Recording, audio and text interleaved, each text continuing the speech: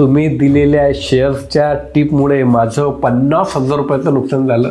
त्या दिवशी आपल्या एका फॉलोअरचा असा मला फोन आला. म्हटलं मी तुम्हाला कधी टिप दिली?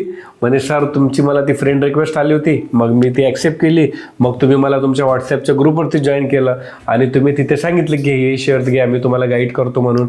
आणि मी तसंच ते घेतले आणि मग ते नुकसान झालं माझं 50,000 रुपयाचं, कारण ते शेअर्स खालीच गेले.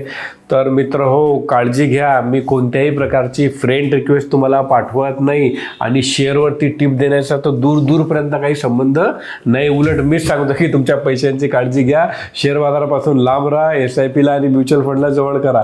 बरं, त्याच्यापेक्षा महत्त्वाची गोष्ट, माझा कुठल्याही प्रकारचा व्हॉट्सॲप ग्रुप नाही आहे. मी तुम्हाला कुठल्याही ग्रुपमध्ये जॉईन करत नाही जोपर्यंत तुम्ही माझे इन्व्हेस्टर होत नाही, जोपर्यंत तुमची इन्व्हेस्टमेंट माझ्याकडे सुरू होत नाही.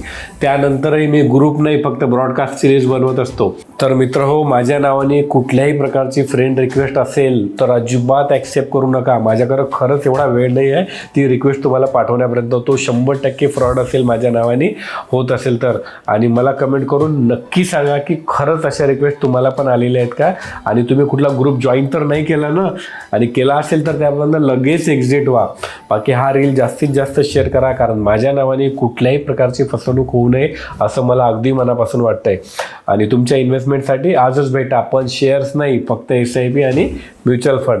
Thank you. Mutual fund investments are subject to market risks. Read all scheme related documents carefully.